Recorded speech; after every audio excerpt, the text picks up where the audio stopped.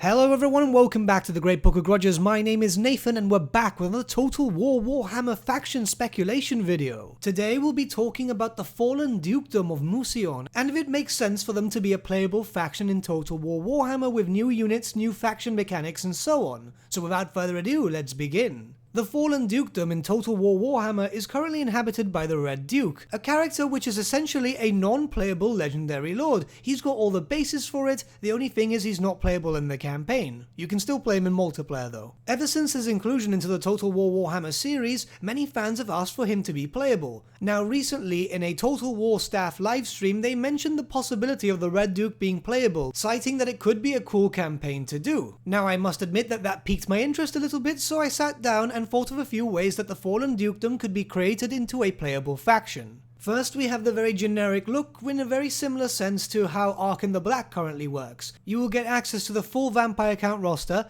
and more than likely the full technology tree too, however there'd also be some new units. Well, not really new units, but corrupted variants of the Bretonnian units. They wouldn't add in so many in order to be fair, or else the faction would be two factions in one. It's more than likely we'd see corrupted variants of peasant bowmen, maybe also the ones with poison attacks too, corrupted men-at-arms, and maybe a knight unit or two, most probably corrupted Knights of the Realm. It's also very possible that we'd get a hero unit too, where we'd see a corrupted variant of the Bretonnian Paladin in a very similar sense to how Diafin currently has those ghostly paladins. Now with just these additions I would be quite happy. We could turn Bretonnia into a kingdom of undeath, mimicking their own units too. However, I started looking online, looking at other people's ideas, and then sitting down and making my own ideas, and there's a lot of potential to make the Fallen Dukedom extremely unique.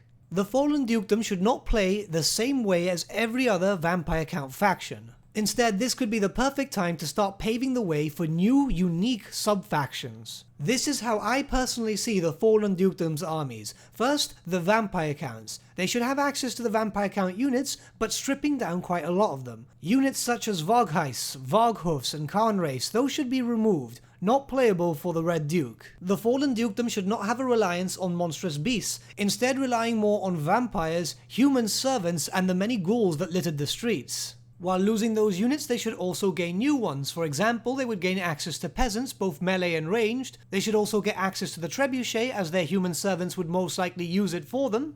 The Black Knights would also be removed and instead be replaced with the Knights of the Black Grail. Yes, there is an anti-Grail in Bretonnia. It's really strange, but yeah, it works. The basic vampires should also be changed to look more like Bretonnian lords and paladins, just in a darker fallen variant. This faction would be pretty much a total and complete reskin of many already established units, and yes, while people don't like reskins, I feel that this would actually be quite interesting, especially when a simple reskin can change so much. Already with the additional removal of units, we'd see a massive drastic change to how the vampire counts would play.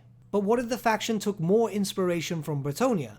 Instead of having chivalry, it would have villainy, where raiding, sacking, and fighting battles would gain villainy for you. The vow system can also be implemented here, with the same quest system, just leading at the end for the vampire counts from Bretonnia to be able to drink from the Black Grail. But why stop there? Why not take inspiration from the Bretonnia tech tree?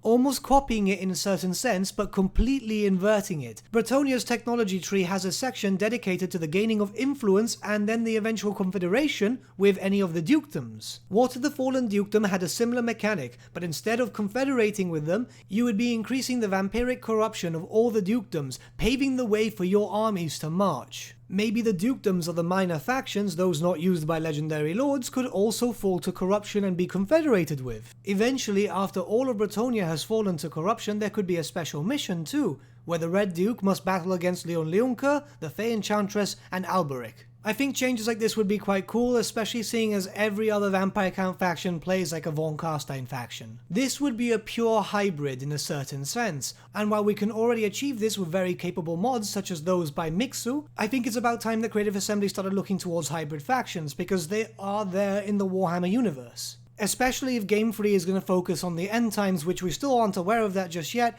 but there are a lot of hybrid factions there, such as the Legions of Nagash and the Grand Legions of the Everchosen. This could be the perfect way to actually see if those hybrid factions are indeed possible. My biggest hope for this potential DLC is not the inclusion of just one playable legendary lord that's already inside the game, but two. The Red Duke is an awesome character and he deserves to be fleshed out and playable, but I also want the inclusion of the Black Knight himself, Malobard. And I'm probably pronouncing that name really badly, but yeah, he is the self-appointed Duke of Mousillon and the bastard son of King Leon Leoncoeur himself, so it would be rather interesting to have this character here. Maybe I'm asking for a bit much with this, but yeah, I can dream, can't I? But what are your thoughts on a potential DLC featuring the Red Duke and the Fallen Dukedom? Let me know your thoughts in the comments below and let's start a bit of a discussion, shall we? And with that, my friends, we've come to the end of our video. Thank you so much for watching. If you did enjoy the video, might I suggest giving the video a like, or even subscribing to the channel, as it really does help us out. In the description link below, we have various social media links to Facebook, Instagram, and Discord, where you can get in contact with the Great Book team and talk to us about anything hobby-related, Warhammer-related, or gaming-related. Also in the description link below is an affiliate link with Element Games, where you could buy loads of hobby-based products, not just Warhammer, for 10 to 25% off. Purchasing with that link and also using our special code, which is also in the description below, supports the channel at no extra cost to you. A big thank you to our patrons. Your support means the world to us. Honestly, it's amazing that people want to help a small channel grow and get to a higher level of content. A big thank you to our patron Gibraltar LUSC for subscribing to us at our Fane level. Honestly, mate, you're super cool.